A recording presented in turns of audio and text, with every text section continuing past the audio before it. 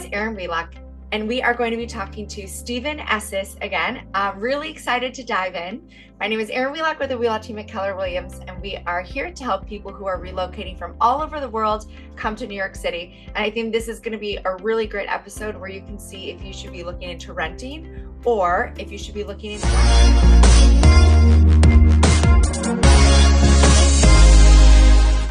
Stephen, thank you so much for joining me. I know that rent versus own is a super hot topic. And yeah, let's just jump right in. Tell us your thoughts and get us started. Okay, great to be here. So we're going to talk a lot of benefits of home ownership today, but I want to start off with talking about sustainable home ownership. There's a lot of talk about the American dream, and there's a lot of policies and programs about people purchasing homes and helping people purchase homes. But it's also important to consider the affordability of a home and making sure that people can not only afford the home, but they could stay in the home and maintain the home. So that's a very big, important factor when considering purchasing a home. It's a very large picture and not just a narrow picture of what I can do today. Yeah, no, that's a really good point. Okay, let's jump into some benefits of home ownership, shall we? Yeah, absolutely. Okay, so number one benefit of home ownership is, and in no particular order, is the tax benefits of owning a home. Mm-hmm. The interest that you're paying every month on your mortgage is tax deductible, and consult an accountant, but the guidelines are now for a mortgage of up to $750,000 for a married couple filing together, that the interest on that's deductible. So that's a huge benefit right there. What that means is whatever your taxable income is, whatever interest you paid that year on your mortgage, you could deduct from your taxable income and pay less taxes. So that's a benefit right there.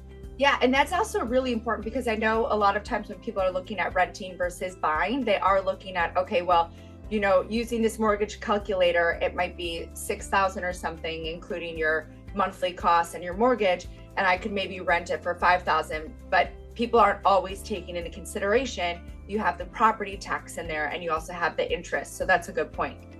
Exactly. Yes. When looking at the payments, you have to consider those as well. Yeah. Savings and taxes. Savings and taxes. Yeah. While we're on the topic of payments, so when you're renting versus owning, so even if your rent payment may be lower than what the comparable mortgage payment would be, there's two things to consider. Number one is mortgage payment almost always includes principal and interest. So a portion of that payment is going to building your own equity into the home. Rent is total, it's all basically interest versus a mortgage payment is principal and interest. So that also you have to consider when comparing the payments. Yeah, so it's basically you are either going to be paying for your mortgage or paying for your landlord's mortgage. And number two is you're locking in essentially your rent payment. Rent could go up, rent could change.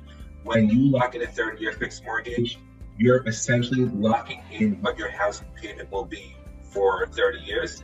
Now you do have property taxes and home insurance that can fluctuate, so you're not locking in and never. Typically, that you're not going to see huge fluctuations with that. Versus rent, your landlord could increase you next year, no problem. Your mortgage company can increase your payment next year because they feel like it, because there's higher demand or higher interest rates. If you locked in an interest rate at 3% or 4% and rates are now 6%, there's nothing your bank can do about that. That's a really good point. That's one way to get rid of the yearly heebie-jeebies when your landlord comes and wants to increase your rent by, $200, $300. I actually had someone this year, their rent increase was $1,200. Wow. Insane. So yeah, that's one way to not have that happen and just have security in what you're going to be paying for, as you said, up to the next 30 years. Right. And transitioning from that, the next benefit is your home is essentially a retirement plan. You're building equity every month. You're paying principal, you're putting down a that principal, and in the beginning, it may not feel like much. You're probably paying $200 of your, $1,000 payment into principal, but as time goes on, that starts to reverse, and more of your payment will be principal, less and less of your payment will be interest. So you're really building a nice nest egg for yourself by owning, and not only that, I know home prices fluctuate, but the overall trend, if you look at historical data, is home prices go up. If you would have bought in 2010 and you didn't because the house was $10,000 over your budget or $20,000 over your budget and you felt like you weren't getting a deal, look at where those prices are now. And we'll probably say the same thing in 10 years from now. If you were looking to buy a home in 2022 or 2023 and you didn't, it's likely that prices will be up by 2030. That's just what the historical data shows us. Yeah, absolutely. It is really funny because when you look back, there's a lot of people that maybe didn't buy in the past. I know I was talking to somebody and he already told me how much he's kicking himself for not buying in 2020 just because of where the prices have gone and just how much inventory we had on the market versus inventory today. And it's going to be the same conversation in 10 years, right? Shoulda, woulda, coulda. As my dad always says. Same conversation, exactly. Yeah, absolutely.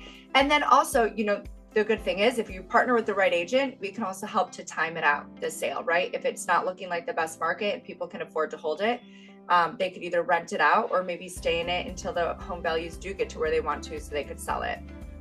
Yeah, and the flexibility with owning the home is, I mean, I guess it depends on where you are in life, but you can always rent out a room, get a roommate, folks at 50s. Maybe if you're pursuing home ownership in your 20s, that's a good option to own a home and have the payments be affordable. Yeah, absolutely. And be consistent, right?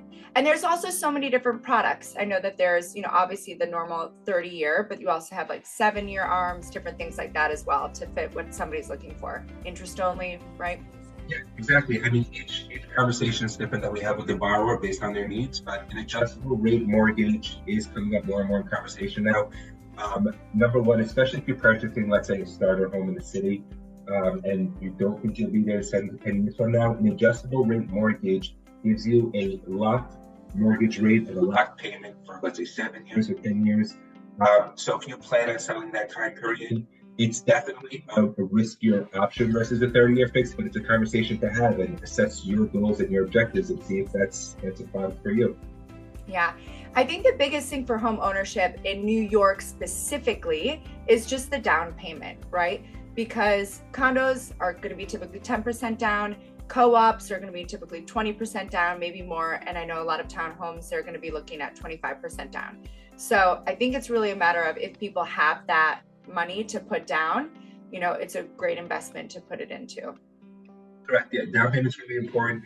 And another thing to think about is your post-closing reserves. How much money are you going to have in the bank after you clocked out for the down payment and closing costs? You don't want to deplete all your savings. And if you're getting a conventional loan, a Fannie Mae or Freddie Mac loan, they're only requiring anywhere from like 2 to 4 months, sometimes 0 months of reserves, like of what your mortgage payment needs to be in reserves. The bank isn't looking out for you in that respect. If you're going to get a jumbo mortgage is now a loan amount over $726,000 for 2023. If you're getting a jumbo mortgage, they're much more strict with that. They want to see anywhere from a year to 2 years worth of mortgage payments and reserves. And the co-op will also have guidelines on that. If you're purchasing in a co-op, they'll probably want to see significant reserves. They don't want you purchasing in a building where if you have an unexpected expense, if you have an unexpected repair, whether related to your house or unexpected medical expense, and now you've used all your money for the down payment and closing costs, the bank, the co-op, they don't want to see a situation where now you're forced to default on your mortgage or have any issues with payments. Yeah, and we don't want to see that either. I didn't realize though that they don't require that much. It's pretty lenient. A Fannie Mae and Freddie Mac loan, the guidelines are pretty lenient when it comes to that. Yeah. Yeah. Well, this is why it's always a good idea to choose the right person to work with on your mortgage because they'll protect you if the guidelines don't. Exactly. It's just the conversation they're having is make sure that you're comfortable with what you're getting into. And we can run numbers different ways, and maybe sometimes renting is a better option for some people. Yeah. It's not always buy. Yeah. Well, and also, you know, I've been talking to people and I'm like, if you're staying for under 3 years, don't, unless you want to rent it out afterwards. But if you just want to come to the city for a few years, have a place or own something while you finish school and then sell it in 2 years, it probably doesn't make sense with closing costs. Well, what else are we missing? Okay, so that's some of the benefits of home ownership. There are other benefits as well. Some cons of home ownership are what we touched on before, were unexpected repairs. You're not just calling up your landlord and saying that there's a leak, there's something that needs to be fixed. And sometimes the repairs can be significant. It could be, you know, the tens of thousands of dollars to repair something where if you're just a tenant, it's not your problem. Yeah, absolutely. That's so I have to make sure you have good insurance.